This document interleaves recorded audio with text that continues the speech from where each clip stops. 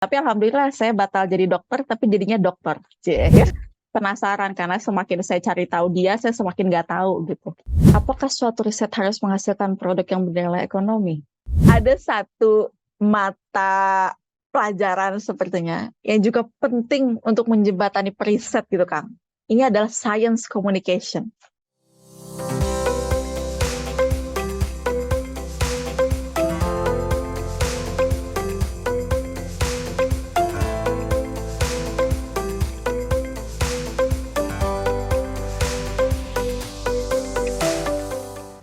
Cinta MIPA episode kali ini akan menghadirkan kisah inspiratif Dr. Rernat Ayu Safitri Nurinsyah, seorang lulusan biologi yang bertransformasi menjadi peneliti di BRIN. Dr. Rernat Ayu Safitri Nurinsyah lahir di Jakarta pada tanggal 2 Maret 1986. Saat ini beliau berprofesi sebagai peneliti ahli madya di Pusat Riset Biosistematika dan Evolusi, Organisasi Riset Hayati dan Lingkungan, Badan Riset dan Inovasi Nasional BRIN. Pendidikan Teh Ayu dimulai di Universitas Padjadjaran, Indonesia, di mana dia meraih gelar sarjana S1 dalam bidang biologi. Setelah itu dia melanjutkan pendidikan ke tingkat yang lebih tinggi, meraih gelar master di bidang ilmu lingkungan dengan double degree dari Universitas Padjadjaran dan Universiteit Twente, Belanda. Puncak pendidikannya adalah gelar doktor Dr. Rernat magna cum laude yang diperolehnya dari Universitas Hamburg, Jerman melalui beasiswa DAAD IGSP, Indonesian German Scholarship Program. Kesuksesan Teh Ayu tidak terbatas pada pendidikan. Beliau telah aktif terlibat dalam berbagai organisasi riset, termasuk menjadi Dewan Pakar Sekretariat Kewenangan Ilmiah Keanekaragaman Hayati atau SKIKH BRIN, tim koordinator program riset, dan banyak lagi. Beliau juga terlibat dalam berbagai kelompok kerja yang berfokus pada perlindungan biota perairan terancam punah dan taksa kekerangan moluska. Teh Ayu juga telah menerima banyak penghargaan bergengsi seperti Best Presenter dalam Seminar Nasional Moluska keempat pada tahun 2020. Beliau adalah anggota berbagai komisi dan kelompok spesialis, termasuk IUCN SSC Mollusk Specialist Group dan IUCN SSC Asia. Di samping itu, Teh Ayu memiliki kontribusi besar dalam penemuan spesies baru, termasuk keong-keong yang sangat langka. Dr. Rernat Ayu Safitri Nurinsyah adalah contoh nyata bahwa dengan menggali hal-hal yang mungkin terlihat kecil dan remeh, ternyata bisa membawa prestasi dan kontribusi yang besar bagi dunia. Jangan lewatkan episode podcast Cinta MIPA, episode 20 dengan judul Dr. Keong, Menapaki Jejak Kecil Menuju Gelar Besar. Bismillahirrahmanirrahim. Assalamualaikum warahmatullahi wabarakatuh. Selamat datang di podcast Cinta MIPA, cerita interaktif alumni FMIPA Unpad. Acara ini digagas oleh Ikatan Alumni FMIPA Unpad. Tujuannya memberikan bayangan, paparan terhadap adik-adik kami yang kuliah di FMIPA Unpad tentang peluang-peluang karir seorang lulusan FMIPA Unpad. Jadi acara ini menampilkan alumni-alumni kami dan sebuah kebanggaan. Rasanya ini rekor ya dia. Ini alumni termuda nih, Ayu alumni termuda. Kali ini kita menampilkan Dr. Rernat ya, Ayu Safitri Nurinsyah, peneliti ahli madya, Badan Riset dan Inovasi Nasional, Biologi Angkatan 2003 ya. Judul kali ini Dr. Keong. Ini saya mau eksplorasi banyak, menapaki jejak kecil menuju gelar besar. Biasanya judul dari Pak Didi ini, tapi pasti ada dasarnya, nanti kita diskusi. Ayu, selamat malam, Assalamualaikum warahmatullahi wabarakatuh. Waalaikumsalam warahmatullahi wabarakatuh. Selamat malam, Ayu, Kang Nandar. alhamdulillah, santai aja. Tadi saya lihat, saya jujur waktu tadi mau saya ngomong ke istri saya, ini agak ragu nih, lihat CV-nya agak ngeri. Ketemu periset biasanya nanti saya yang capek ngomong, tapi perisetnya yes or no gitu kan. tapi begitu saya lihat itu agak tenang juga, wah kayaknya enggak nih gitu ya. Nah, Ayu, ini bicaranya santai aja, tapi maknanya ada ya, maksud saya setiap itu. Nah, saya jujur tanpa sengaja Cinta MIPA itu podcast itu kayak kebagi dua ya, dua babak maksud saya. Pertama eh, bahasa kerennya itu pergulatan diri gitu ya. Kenapa dia memilih jurusan itu? Saya nggak tahu di angkatan kamu, tapi angkatan kami yang perempuan rata-rata kepaksa memilih. Oh iya. Kemudian sampai pada satu titik dia menerima HIAM gitu ya. Oke, aku di sini itu perlu karena itu perjalanan manusia.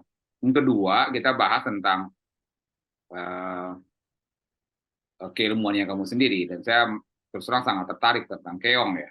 Gitu ya. Nah, jadi silakan kita yang pertama dulu. Tadi Didi udah kasih tahu ada yang rekor itu Kang Wangsa 3 jam. Karena bagian pertama aja beliau 1 jam satu pertanyaan. Oh gitu. Waduh. Jadi ini silakan nggak usah yang nyamannya aja. Kita perlu tahu itu dulu kenapa kamu milih biologi gitu ya. Karena bukan apa-apa. Ya kita ini kan rata-rata kan udah pada pengalaman kerja, pasti bekerja dengan teman-teman yang lain di universitas yang lain, apapun institusinya, baik swasta, baik di pemerintahan tuh ya kayak kamu yang memang peneliti gitu ya, itu pasti ketemu dengan teman-teman fakultas lain dan kita melihat ada kekhasan masing-masing ya gitu ya. MIPA Unpad itu punya kekhasan tersendiri. Kayak sebagai kimia saya kerja dengan teman-teman dari Airlangga, dari UGM, dari ITB. MIPA Unpad begini, kimia Unpad begini gitu loh. Jadi rasanya pendidikan kita harus mulai ke situ. Jadi nggak bisa cuma MIPA doang, bagian sini penekanannya kemana kan gitu ya. Dan kalau saya lihat dengan adanya Merdeka Belajar sekarang ini jadi bagus. Zaman dulu nggak ada kayak gini. Kita mau baca sesuatu nggak ada dan jarang sekali yang mau ngulik behind the apa ya, nggak bukan di behind the screen juga, below lah, di bawah semua rumus-rumus gitu ya. Tidak ada yang tahu bagaimana Newton itu bekerja 16 jam sehari. Yang kita tahu hanya rumusnya gitu ya. Tidak ada yang tahu bagaimana mereka berjuangnya dan ini dengan sosial media artinya itu jadi itu. Jadi saya rasa kita bersyukur dulu gitu ya. Kita bisa menampilkan figur terus cara mereka mendapati karir perjalanan gitu ya. Begitu Ayu, jadi pengantarnya saya sengaja sampai ke sekarang. Kalau tadi kamu udah siap-siap dulu dan gimana gitu. Jadi ini biar juga diketahui oleh audiens nanti. So silakan Ayu, silakan dulu bagian pertama kenapa ngambil biologi. Jujur ada di saya di MIPA cuma satu yang paling lucu tapi belum tampil, itu ada kakak senior di mana di kimia ngambil jurusan kimia. Saya tanya dan sangat pintar saya belajarnya. Kenapa Kang dulu ngambil jurusannya kimia? Udah kompeten kedua nggak? Lalu milihnya pakai pensil, dijatuhin sama dia pensilnya. Oh ya? Jadi by chance gitu. Itu benar-benar bukan by accident, itu bikin accidentnya dijatuhin. Tapi beliau orang yang sangat pintar di kimia. Jadi begitulah. Silakan jelasin dulu Ayu, mau nggak? Baik, terima kasih Kang Nandar. Assalamualaikum, selamat malam Akang Teteh semuanya. Saya Ayu Safitri Nurinsyah, tadi seperti sudah dikenalkan oleh Kang Nandar. Saya biologi angkatan 2003, itu percobaan pertama SPMB ya. Jadi setelah mencoba beberapa kali untuk keluar dari biologi tidak keterima dimanapun. Jadi saya tetap setia di biologi. Jadi maksudnya tahun berikutnya kamu nyoba lagi? Nyoba tapi nggak begitu serius akhirnya karena saya konsentrasi di kepanitiaan MIPA Bersatu dan PCA. Jadi iya korban. Jadi untuk belajarnya tidak konsentrasi, jadi tetap di biologi, alhamdulillah. Ya. Jadi Kang Nandar kenapa sih di biologi? Mungkin seperti kebanyakan di angkatan saya masuk ke pilihan kedua. Jadi pilihan pertama saya adalah kedokteran dulu tuh. Kedokteran Unpad. Kedokteran Undip waktu itu. Kedokteran Undip. Tapi alhamdulillah saya batal jadi dokter, tapi jadinya dokter. Bisa ya bangga ya? Boleh dong ya. Iya. Dan alhamdulillah saya bedahnya bedah keong aja, nggak bedah manusia. Soalnya agak ngeri gitu kalau bedah manusia sekarang. Ya, jadi kenapa pilihan kedua saya biologi? Karena memang saya tertarik dengan ilmu hayati. Kalau suka keongnya tuh dari SMA. Jadi dari SMA sudah penasaran ya. Jadi sebenarnya bukan suka as in saya koleksi dia gitu. Saya nggak koleksi dia. Enggak. tidak tidak kolek gitu, tidak koleksi keong gitu. Jadi saya hanya penasaran aja. Tidak segila itulah gitu ya. Iya, bukan ke arah yang kolektor keong, tetapi ke penasaran karena semakin saya cari tahu dia, saya semakin nggak tahu gitu. Jadi itu kenapa saya akhirnya ada di sini dan menjadi peneliti keong begitu. Jadi kenapa milih biologi karena memang suka hayati dan kenapa bisa terus di biologi Unpad ya. Saya pikir karena di biologi Unpad itu dulu selama saya beberapa tahun di sana itu apa ya, sesuai aja dengan passion ya karena dia banyak di lapangan. Terus kebetulan lingkungan saya banyak mengajak saya untuk jalan-jalan ya dalam tanda kutip ekspor ke lapangan begitu, mengenal alam. Jadi bukan yang terus-terusan di laboratorium begitu. Jadi ada kesempatan untuk kita jalan-jalan ekspor. Ya pengamatan-pengamatan di lapangan. Itu biologi Unpad zaman saya banyak seperti itu. Lalu jujur waktu zamannya saya kuliah, saya penyuka organisasi gitu Kang. Dan itu terakomodir juga di sana. Jadi di jurusan ada himpunan begitu. Dulu saya sempat ikut LDK MIPA juga gitu.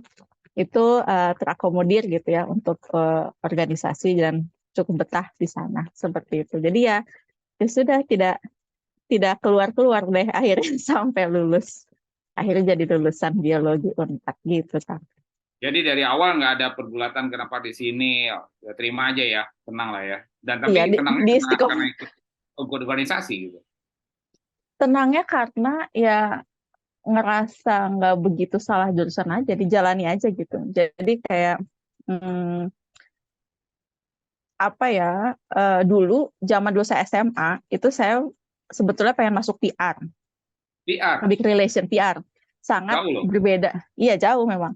Saya bilang, saya tanya ke orang tua saya mau PR nih gitu. Tapi orang tua saya kan tahu bagaimana, mungkin mereka lihat juga kemampuan kali ya dari rapot atau bagaimana begitu. Terus katanya sayang Kak, kalau PR itu bisa diasah di tempat lain katanya. Nah, betul. Kalau yang apa namanya, kalau kemampuan sainsnya itu yang perlu diperdalam, mungkin begitu kayaknya dulu. Tapi cara ngomongnya saya lupa. Yang jelas, coba kamu ambil yang sainsnya gitu intinya. Akhirnya ya gitu, diambil yang akhirnya dalam perjalanan saya kuliah itu si komunikasi itu terbangun atau terasah dengan saya organisasi. Karena dengan saya di organisasi itu saya belajar berkomunikasi dengan orang, berkomunikasi di depan orang gitu ya. Komunikasi di depan, terus bagaimana menghadapi orang yang lebih tua atau orang yang dengan jabatan lebih tua begitu kan bagian dari public relation juga. Itu di situ saya belajarnya gitu. Jadi ya nurut sama orang tua itu benar adanya gitu kan. Oke, so gitu ya. Saya dari tadi nggak sabar langsung ke keongnya. Saya nanya biologi itu luas, kenapa kamu milih keong? Lebih ke itu tadi, semakin saya baca semakin saya nggak tau kan nyebelin kan gitu. Jadi bacaan pertama kan ada ular, ada burung, ada macam-macam, ada bakteri. Kenapa keong gitu? Dapat itu keong, saya juga bertanya-tanya. Itu tuh dulu sebenarnya waktu zaman SMA itu tuh pas waktu Lebaran itu kan kami kumpul ya di kampungnya ibu saya gitu di Karanganyar di Solo.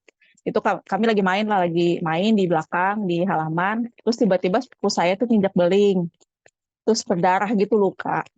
Nah terus tante saya dia tuh bukannya nyuruh kami ngambil servet atau tisu gitu atau betadine gitu ya, dia nyuruh kita ngambil bekicot di pohon pisang, di pohon pisang. Terus ngambil lah kami di apa bekicot itu gitu, terus di-crack sama dia cangkangnya, semua keluar lendir kan. Ya. Begitu keluar lendir, ditempel di lukanya itu. Terus saya perhatiin, terus menggumpal, nggak keluar lagi darahnya, terus selesai gitu lukanya. Nah, kebetulan ya qadarullah ya, itu pada waktu itu saya tugas akhir. Jadi dulu apa namanya? Bukan Eptanas ya, SMA tuh pokoknya ada di SMA ya. Iya, ada tugas akhir yang UAN, ada UAS. Nah, UAS. Jadi ada UAS tertulis, Ya. yang mesti kita bikin tulisan. Jadi kita milih mau biologi, fisika, atau kimia gitu. Kebetulan dulu saya SMA-nya IPA.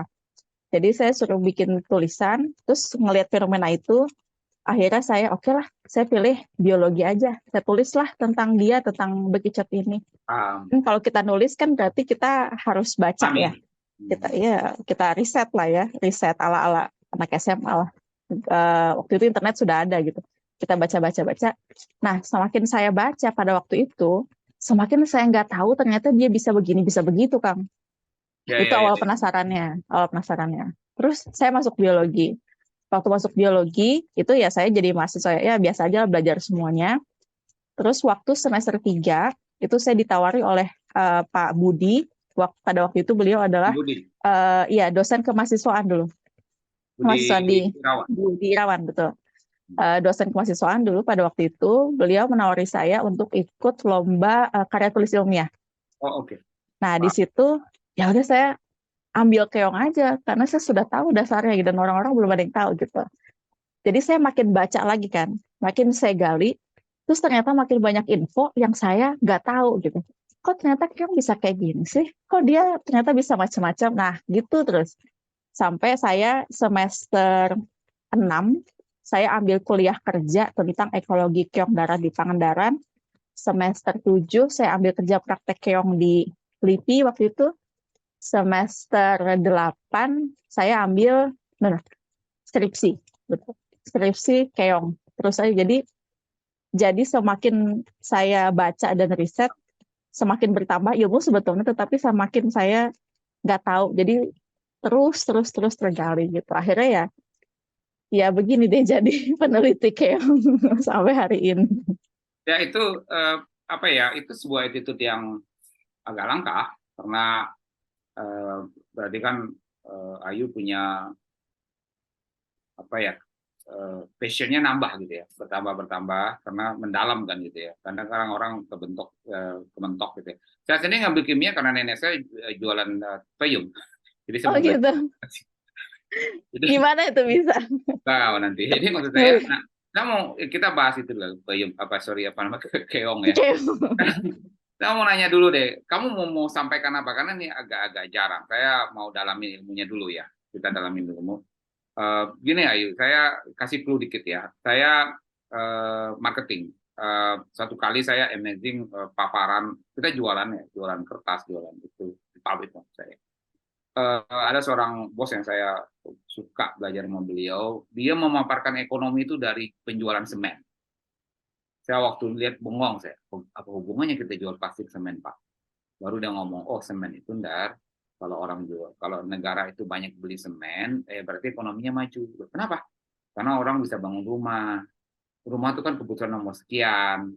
Pertama kebutuhannya makan dulu, kan gitu ya. Jadi ada indikator-indikator yang tidak langsung, tapi itu mengena. Gitu. Jadi dia belajar lagi. Terus apalagi Pak indikator yang saya perlu pelajari secara ekonomi? Kamu lihat penjualan bubur bayi. Gitu. Kenapa? Itu nggak ada orang tua yang nggak mau ngasih makanan buat anaknya, tapi kalau itu punya udah turun, negara sudah kacau sekali. Jadi, wah gitu ya caranya. Jadi saya nggak baca yang dalam-dalam, saya cuma lihat. Nah, pertanyaan saya ke situ buat clue buat Ayu. Di dalam environment saya baca sedikit, maksudnya baca cepat CV-nya kamu gitu ya. Keong ini di dalam environment itu fungsinya di mana? Sebelum kalau saya tebak kan ada dua ya, berarti kan fungsinya si keong, manfaat si keong, pakai itu lendir dan segala macamnya. Saya mau tanya dalam ekosistem lingkungan, apa clue yang diberikan oleh keong? Misalnya keong nggak ada di sawah itu, what is the meaning? Keong ada, what is the meaning? Ini kan biasanya tentang ekologi. Silakan di situ dulu. Keong itu hidden gem, kalau saya bisa bilang. Hidden gem. Right? Ya, karena orang anggap dia adalah neglected species. Orang anggap keong itu bekicot semuanya yang bisa diketemukan di halaman belakang rumah. Tetapi enggak. Sebenarnya keong-keong natif kita itu banyak sekali dan bekicot itu hanya satu di antara itu. Contohnya, ada berapa spesies kira-kira? Pulau Jawa itu ada 263 spesies dan bekicot itu hanya satu dari 263. Jadi sisanya 262. Itu yang lain selain bekicot. Dan itu hampir setengahnya adalah endemik Pulau Jawa. Hanya ada di pulau kita aja. Dan banyak mereka yang kritik spesies hanya ada di pegunungan kars tertentu, di gunung-gunung tertentu, di patch-patch tertentu. Jadi bayangkan misalnya, tadi kalau kita ngobrolin semen, ada keong-keong yang hanya ada di satu pegunungan kapur tertentu.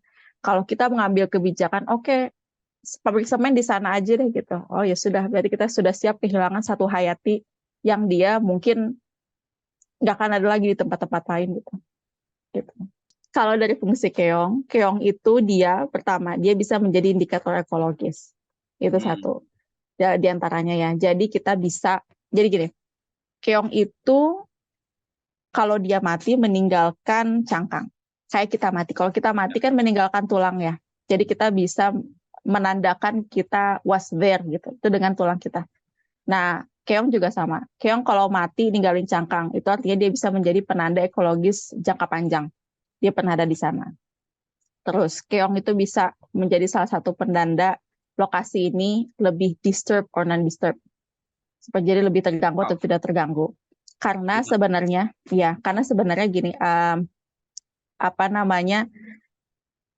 kita bisa mendefinisikan dia disturb or non-disturb itu dari si komposisi keong itu sendiri. Dari tempat itu misalnya dia ada banyak spesies, tapi ternyata spesies itu invasif semua, kan itu nggak bagus juga ya, gitu.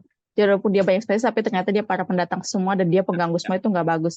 Nah, itu ada jenis-jenis keong yang dia bisa menjadi penanda itu, gitu. Terus ada bahkan dari beberapa paper yang kita bisa melihat dengan adanya keong itu artinya sudah ada manusia yang pernah ke sana, gitu. Ulangi. Dengan adanya keong tersebut sudah ada sudah ada manusia yang mengganggu area itu. Walaupun sebenarnya dia terlihat rimbun gitu ya, tetapi kalau sudah ada keong hidup itu di lokasi tersebut, itu artinya sudah ada manusia yang pernah ke sana dan berinteraksi. Caranya gimana? Itu jadi yang sering dipakai itu adalah si bekicot itu. Jadi bekicot itu si giant African snail untuk kawasan-kawasan seperti di luar Afrika. Afrika itu sebenarnya tuh distribusi aslinya dia. Jadi si bekicot itu sebenarnya iya dari Afrika Timur si bekicot ini. Jadi dia itu dibawa ke Indonesia sebenarnya tahun 1920-an itu buat pet, buat piaraan. Tetapi dia pada tahun 1940-an dia dibawa ke Indonesia oleh Jepang sebagai konsumsi tentaranya mereka. 1940? 45-an. Pas pada waktu Jepang ke kita. Jepang menjajah. Iya. Itu untuk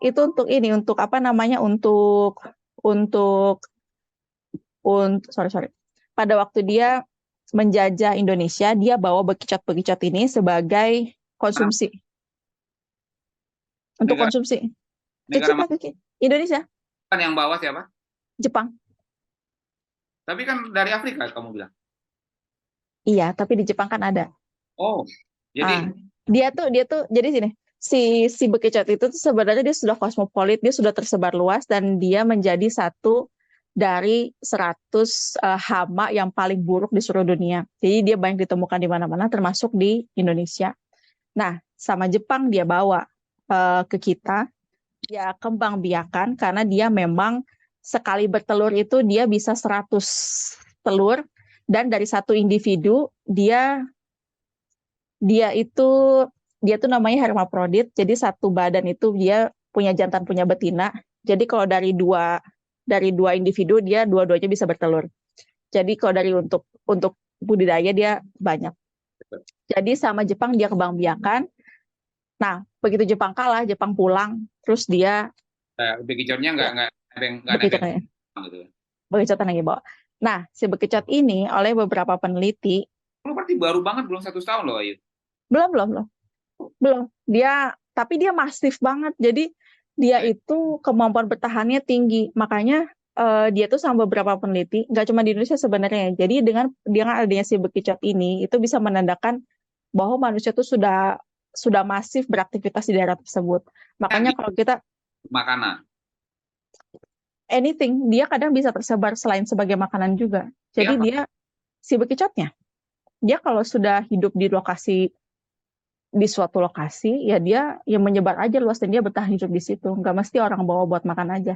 Kalau dia sudah hidup di suatu tempat, ya sudah Jadi hidup asumsi gitu. kalian di ilmuwan keong dalam arti kalau ada bekicot, nah kita agak spesifik nih, Hmm. bekicot. Hmm. Kalau kalian menyimpulkan ada manusia kan berarti Sudah terganggu, sudah ada human activity. gitu ya. Bagaimana? Ya langsung tidak langsung itu manusia yang membawa ke sana kan gitu dong. Iya, yang menyebabkan. Jadi Iya, iya, ada manusia membawa langsung iya, iya. atau manusia membuka area tersebut sehingga si bekicot bisa menyebar ke sana. Iya, iya, iya. Berarti kalau Nah, kan dari tetangganya kan gitu ya, dari wilayah-wilayah. ya, ya betul. Dari wilayah penanganannya. Makanya jadi kalau misalnya ada bekicot di lokasi kawasan konservasi, itu jadi penanda bahwa oh ini sudah masif ini human impact-nya di tempat tersebut gitu. Ya ini menarik karena bagi saya itu tanda-tanda selalu ya apa ini kita bukan bicara standi pramuka kan, kita bicara tentang tanda-tanda alam gitu ya. Kan koreksi kalau saya salah ya, saya bukan ilmuwan. Berarti artinya eh, area berpikirnya adalah dari 200 keong tadi, Picot adalah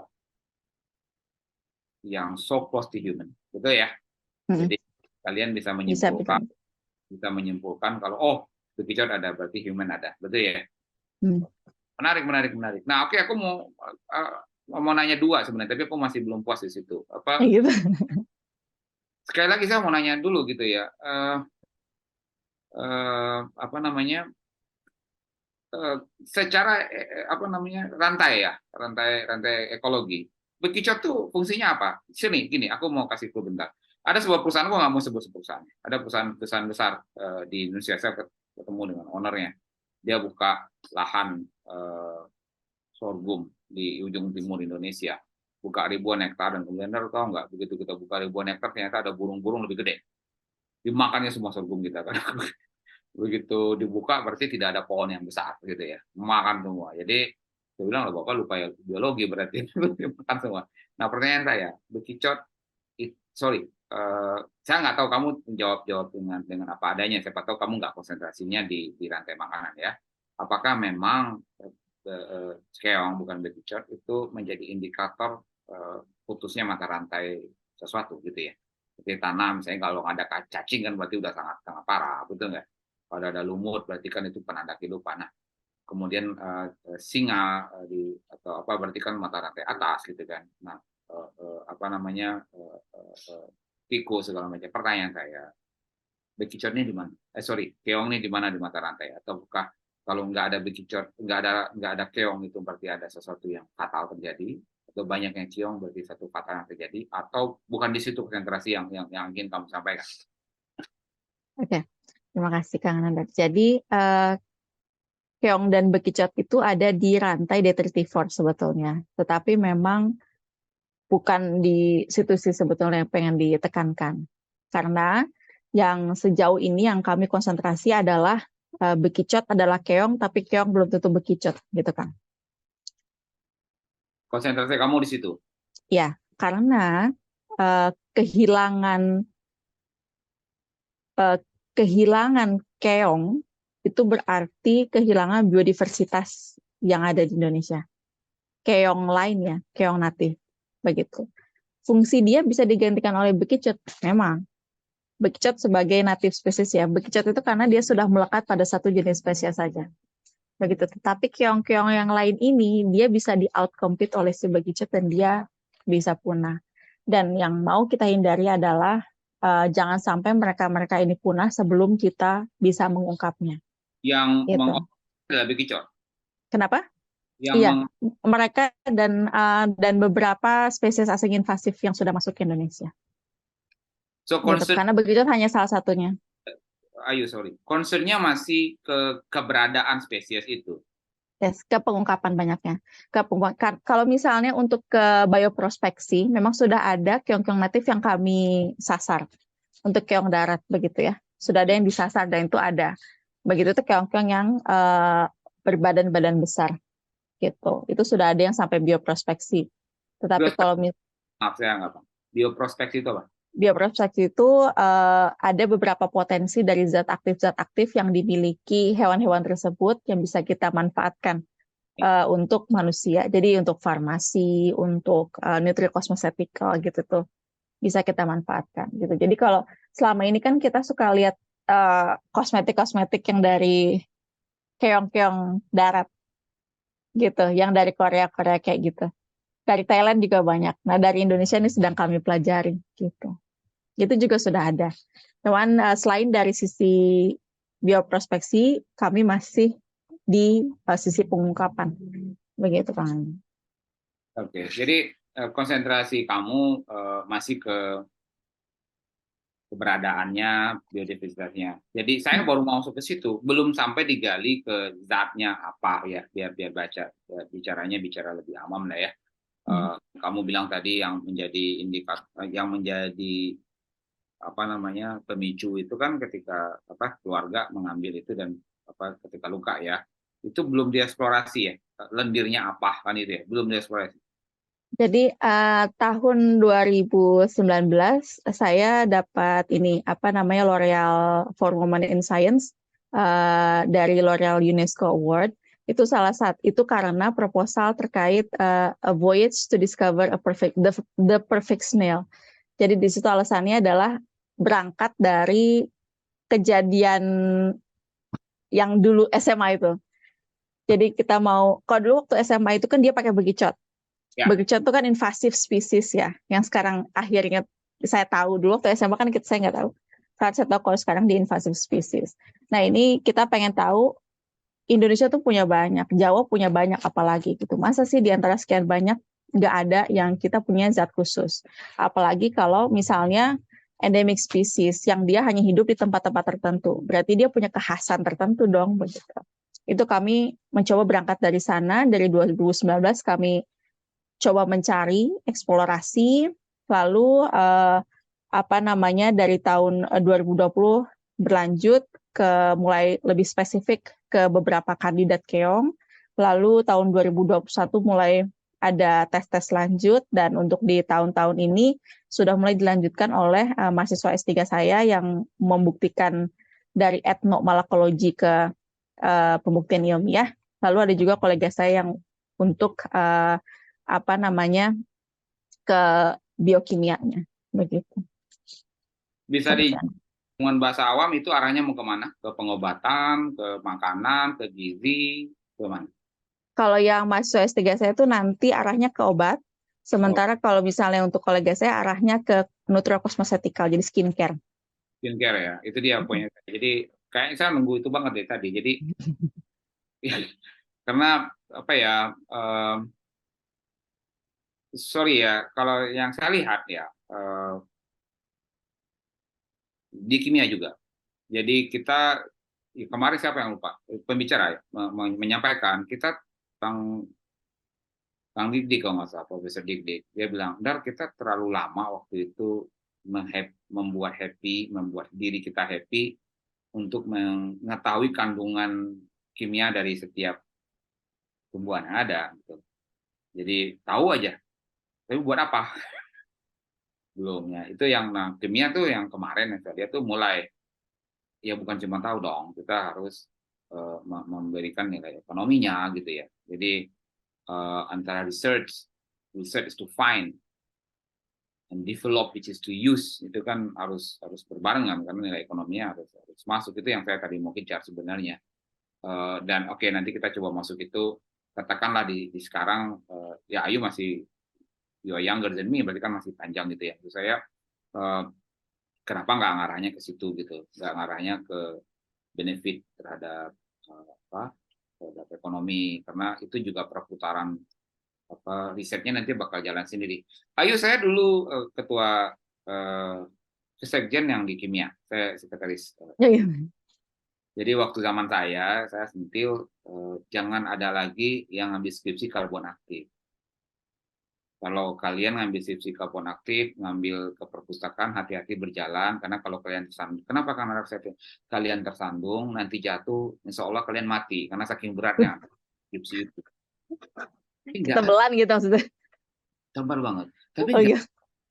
nggak ada yang jadi produk. Jadi kalau kita kembali ini, Anda, misalnya di riset itu kan memakai biaya negara anyway gitu ya, kan harus dikembalikan kepada manfaat terhadap bangsa. Gitu. Sorry, saya agak beda nih ngomongnya ke turisme. So, what is the use of apa yang kita research itu terhadap society gitu ya? Kalau misalnya ujung-ujungnya ya diternakin ya ternakin lah kan gitu ya. Jadi ekonominya dapat. Nah itu aku mau bicara agak jauh, sesuatu yang mungkin izin saya sentil terpanggil mungkin sesuatu yang belum Ayu ungkapkan juga di kantor. Seharusnya itu kita begini loh gitu loh, karena kan LIPI yang sekarang jadi BRIN itu LIPI itu sebenarnya research happy di finding betul ya. BPPT dulu ini bacaan sekitar orang awam ya. BPPT happy di making gitu ya.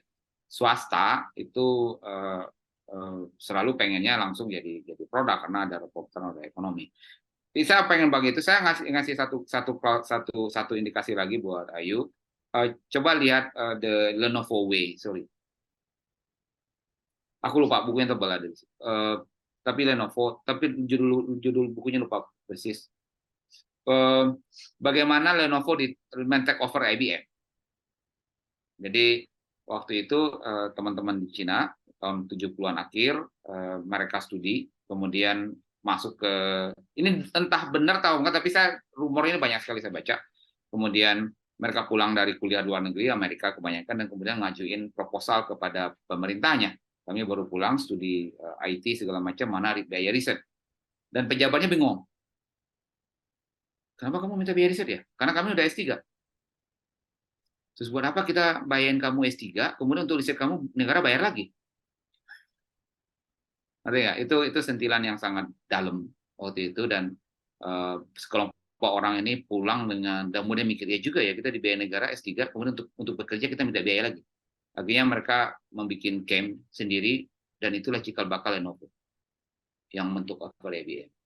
Jadi itu patriotisme tinggi sekali. Nah pertanyaan saya di situ, ketika Anda udah menstudi Bekicot, Keong, whatever it is, too long. What is again bagi saya podcast ini at least memberikan inspirasi seperti kamu waktu SMA terhadap adik-adik yang di bawah.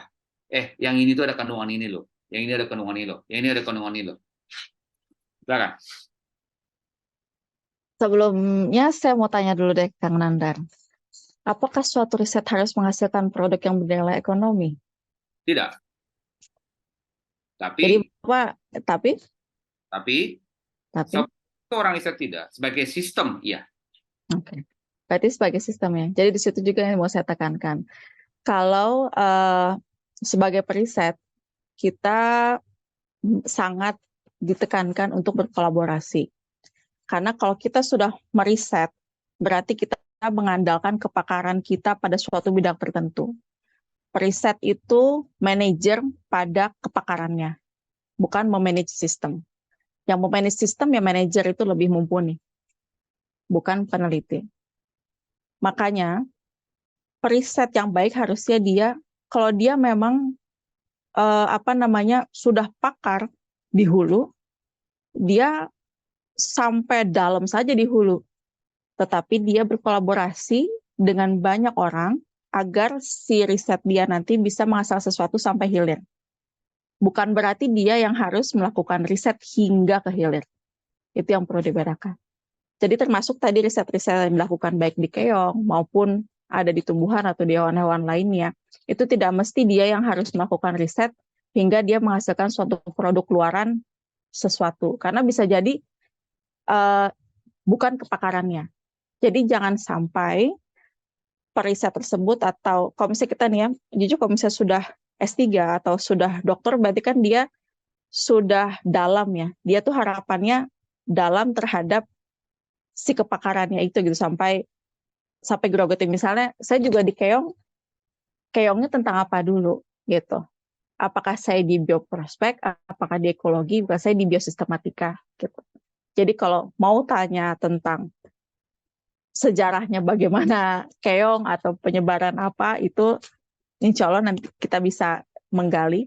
Tetapi begitu saya ditanya, bekicot punya kandungan zat aktif karbon berapa, itu saya nggak bisa jawab. Dan saya akan bilang saya tidak tahu, karena itu bukan kepakaran saya. Makanya tadi saya bilang, kolega saya yang mengerjakan sampai nutrikosmosetika.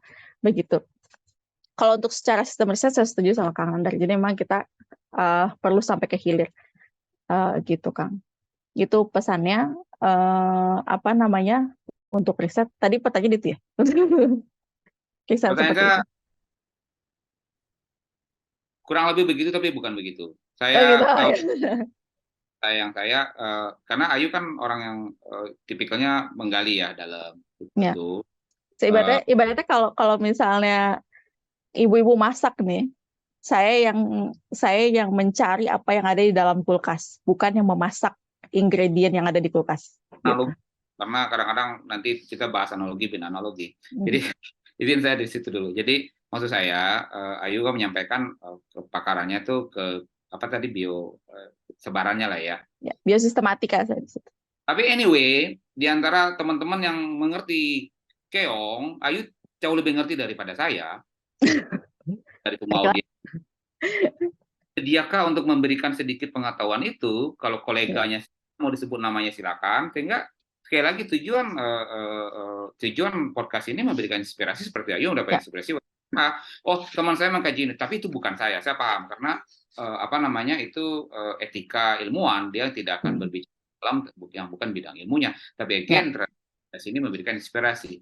Ayu di London itu saya nggak tahu sekarang ada sebuah kampus, saya baca dulu, saya juga jujur saya kuliah tuh pengen jadi ilmuwan Ayu.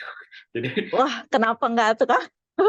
jadi pernah chat waktu itu belum ada chatting, waktu itu kita email, mereka bilang yang saya kaget ya, London itu University of London, Queen Mary University dan punya jurusan namanya Technology Exploitation Management. I don't know now masih ada Technology Management. Dan saya dalam disebut teknologi, dan teknologi harus dieksploit, benefit. Nah, kenapa ditaruh manajemen? Karena kita tahu ini dua orang yang kadang-kadang nggak nyambung. Jadi orang Ayu barusan itu menggali ke bawah, ya kan? Dengan orang yang memindahkan ke ekonomi, itu orang yang nggak nyambung. Kemudian dia bikin jurusan sendiri untuk menyambungkan dua orang itu. Perlu sih, betul. Nah, jadi kemudian ditanya, jobnya apa sebenarnya? Jobnya simple. Ini dua orang yang amfibi, dia mengerti riset, tapi tidak melakukan riset. Dia mengerti manajemen dan marketing, tapi tidak menjual. Dia cuma mensinkronkan dan clue-nya jelas. Jangan sampai riset dilakukan. Kemudian ketika launching, satu, harganya lebih mahal dari kompetitor. Kedua, kompetitor launching 2 tahun atau 2 bulan sebelum kita. Which is all the resources gone. Dan ini kalau mau bicara pahitnya, itu terjadi di dunia penerbangan. Saya nggak tahu apa benar apa nggak, ada rumor IPTN, zamannya Pak Habibie, itu melakukan riset terhadap saya lupa, winglet yang berdiri itu bisa menghemat bahan bakar sekitar 20%, 30%. Risetnya pasti miliaran rupiah zaman Orde Baru. Kemudian begitu dipublish, udah dipatenkan oleh Boeing. So you can imagine how painful it is. Buat si perisetnya bangga, dia mengatakan, oh kita juga bisa setara dengan itu. Tapi ini mulai kita, mungkin Ayu agak kaget dengan podcastnya gitu. Jadi podcast ini kita cobalah berpikir, you have the resources, you have the blessing untuk menjadi orang terdepan yang paling mengerti tentang keong di bangsa ini. Itu juga alhamdulillah dari kampus kita. My question is very simple. Can you give bayangan pada adik-adik di bawah? Ini tuh bisa menghasilkan. Itu bukan risetnya Ayu, itu bukan biasa. Kita nggak memindahkan Ayu ke situ juga, gitu ya. Tapi please, kalau di situ Ayu lebih tidak mengerti dari kita, we are in trouble. Gitu. Dengan orang keong tiap hari. Ya, karena gini, ada satu mata pelajaran sepertinya yang juga penting untuk menjembatani periset gitu, Kang. Ini adalah science communication. Ini yang saya dari zaman itu saya bilang, aduh ini tuh gimana ya caranya agar peneliti itu bisa belajar ngomong gitu ya, untuk bisa kita kan ngomongnya yang menurut kita menarik belum tentu orang lain menarik gitu. Kamu Gimana coba? Kang itu enggak yang dari informasi siapa? Kang Iwan, kamu baca Kang Iwan? Hmm. Ada di sini. Kang Iwan, ada Kang Iwan ya? Kang Iwan itu peneliti, tapi yang saya salut sama beliau, kemudian ke komunikasi itu beliau memberikan mewacanakan penelitian itu dengan bahasa awam. Ayo, ini kalau kita nggak handle itu resources itu hilang, tidak Mm-mm. dikaitan dengan baik. Please, you cannot Eh, cuci tangan bilang, no bukan urusan saya, no no no. Kita bahas iya sekarang, itu. sorry banget, kita bahas lebih dalam. So Eh, saya clue-nya apa itu. oh, Kalau positivity udah kita done di situ ya. oke. Jadi kalau untuk di keong, di dunia keong ini, kita yang selalu jargon saya pakai adalah eh, apa namanya, so few people so much to do gitu. Jadi Mana ya? saking kenapa? Di Iya, semua sektor. di semua oke. Ini yang saya cerita dari tadi baru keong darat ya Kang Nandar ya. Ini belum yang ada di air tawar, belum yang ada di laut. Di laut itu ekspor keong laut itu sudah luar biasa sekali ke seluruh dunia. Lalu orang-orang itu di luar sana atau di Indonesia juga sudah ada yang beberapa develop gitu. Itu ada beberapa keong sudah bisa menjadi obat anti kanker. Ada yang bisa menjadi obat diabetes. Terus kalau untuk di keong darat sendiri ada yang lendir-lendirnya itu penelitian di Texas University yang menelitinya orang Korea itu sudah lendirnya sudah bisa dijadikan sebagai lem. Keong itu dia kalau melekat di daun dia bisa ngebalik dan susah dihempaskan. Dia bahkan bisa mating terbalik dan menggantung. Jadi bisa kebayang silinder itu sangat kuat. Bayangkan kalau ke depannya ya ini terserah siapa yang mau melakukannya. Mudah-mudahan ada seseorang orang Indonesia yang melakukan ini. Ini bayangkan silinder itu nanti dia bisa menjadi perekat pasca operasi coba di organ dalam. Itu kan luar biasa sekali ya. Dia ya itu mimpinya lah gitu ya. Siapa tahu ada yang orang bisa melakukan itu. Terus Itu kalau saya pengen Ayu explore. Please, wah saya minta sekarang Ayu keluar dari apa namanya nyaman loh. caranya yang di situ. Boleh bolang ya. Tolong ceritakan yang dilakukan oleh teman-teman Ayu yang lain. Karena Senkel do that ya buat operasi itu lem, orang bilang tahu lem operasi itu pasti bukan lem kimia, itu dari bio. Ya, bio itu. Ayu, saya kasih waktu lagi ya, tolong sampaikan lah beberapa yang Ayu tahu tentang keong, apa apa namanya manfaat-manfaat seperti itu yang saya pengen banget yang di bawah lihat tuh gila ya, berarti gue bisa nemuin lem operasi, saya bisa nemuin ini, saya bisa nemuin itu gitu. Ayu. Ya, itu belum di Indonesia belum ada. Jadi apa namanya harapannya siapa tahu ada ya yang melakukan itu. Itu baru seperti itu. Jadi kalau misalnya untuk obat-obat sebetulnya di luar sana tuh sudah banyak yang melakukan uji coba. Jadi orang kalau misalnya bilang keong darat itu adalah keong racun, itu sebetulnya kurang tepat karena kalau bekicot itu dia tidak beracun. Jadi selendir itu dia tidak mengandung racun. Tapi kalau keong yang ada di laut, dia ada yang mengandung racun. Jadi itu sebagai self defense dia. Keong-keong tertentu dia itu punya seperti tombak gitu ya. Lalu tombak itu kalau dia terserang, tombak itu akan menancapkan ke predatornya, ke siapapun yang menyerang. Dan kalau ikan-ikan itu dia bisa mati. Kalau ke manusia itu kadang bisa enam tangannya, apa mati rasa. Nah, itulah yang mereka teliti. Berarti kan dia punya toksin. Dia punya suatu zat yang bisa apa namanya? Bisa jadi apa yang sekarang saat ini dikembangkan itu anti kanker gitu. Kemarin-kemarin itu ada yang pakai untuk obat diabetik gitu. Itu ada yang pakai itu di luar ya. Profesornya ada di US yang pakai.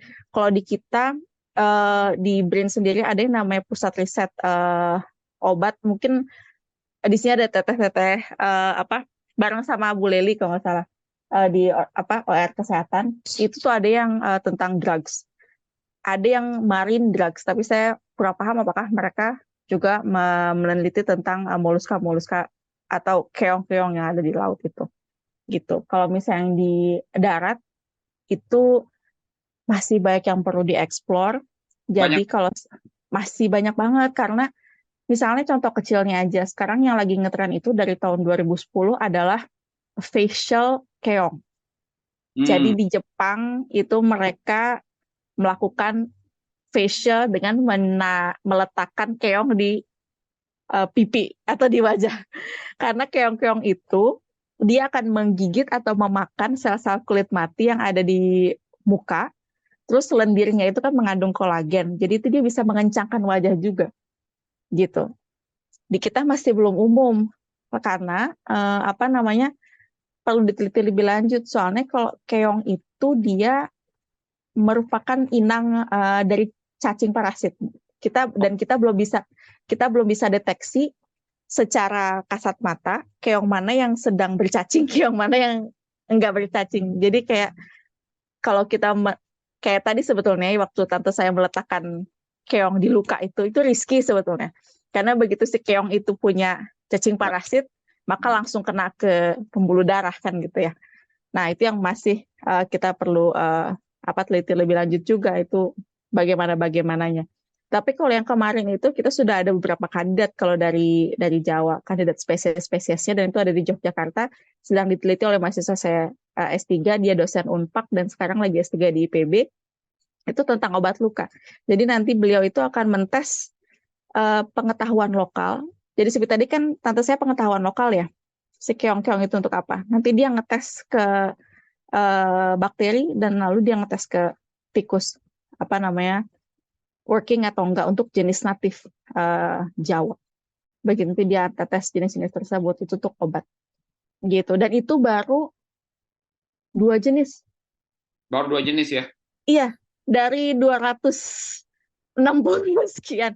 Dan di Indonesia itu ada hampir 1.800 keong darat saja ya.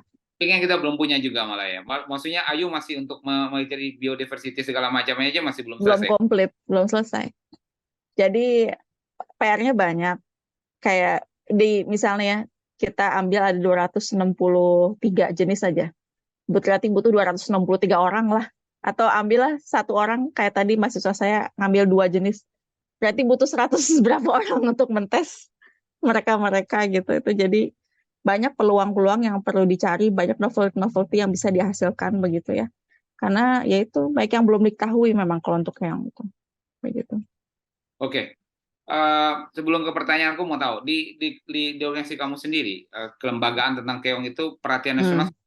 Maksud saya kalau saya dapat barusan kan masih early stage ya. Sementara kalau kita lihat, kalau saya lihat keong itu kan bukan barang yang dikembangannya sulit kan gitu ya. Harusnya kalau dikembangannya mudah, maksudnya kembang biaknya mudah, kemudian kita tahu manfaatnya, mungkin ya yang kamu bilang tadi tepat sekali, hidden gems, betul kan? Ternyata kita bisa mendapatkan obat ini dari sini, obat itu dari situ, vitamin ini dari sini, dan itu adalah low cost kan, low cost semua harusnya begitu ya. Oke, kelembagaan sampai di mana sih? Atau memang masih layar yang benar-benar masih abu-abu, belum tahu sekarang. Kalau di kantor, di pusat riset saya sendiri, memang yang konsentrasi di bidang keong ini nggak lebih dari 10 orang. 1 lembaga ya. Nah, alhamdulillahnya di Indonesia ini kita punya yang namanya Masyarakat Moluska Indonesia. Jadi kita anggotanya ada 263 orang. Dan dari anggota-anggota ini memang mereka banyak yang interest tentang moluska. Jadi bukan keong ya. Jadi mereka ada yang interest di kerang-kerangan, ada yang di abalon, ada yang di oktopus, pokoknya moluska-moluska. Semuanya. Ada yang budidaya konsentrasinya, ada yang memang di biodiversitas, ada yang di ekologi dan konservasi juga ada. Dan ini alhamdulillah kami berkumpul ya untuk sharing itu, untuk sharing pengetahuan, sharing mereka. Ini sedang meneliti apa, kegiatan-kegiatan mahasiswa sedang meneliti apa gitu. Dari sharing-sharing seperti itu paling nggak kita bisa tahu bagaimana perkembangan-perkembangan apa yang ada di Indonesia dan siapa-siapa aja orang-orang Indonesia yang melakukan gitu. Jadi dengan kita bisa mapping itu, mapping orang-orangnya ada siapa-siapa aja, itu kita bisa bergandengan tangan gitu. Jadi nggak bisa mengandalkan satu lembaga aja yang melakukan gitu, kita mesti kolaborasi. Kayak banyak potensi-potensi yang ada di Indonesia Timur misalnya. Moluska ada berapa gitu? Keong ada berapa sih di Indonesia? Kenapa kamu bilang kamu paling banyak gitu? Itu kita harus bisa jawab. Nah, jadi bagaimana teknologi rich countries itu harus juga berkontribusi as equal as dengan yang biodiversity rich countries. Jadi sekarang itu mereka sudah bisa bikin sintetik tanpa materi genetiknya, tetapi dengan datanya saja, dengan rangkaian ACGT itunya.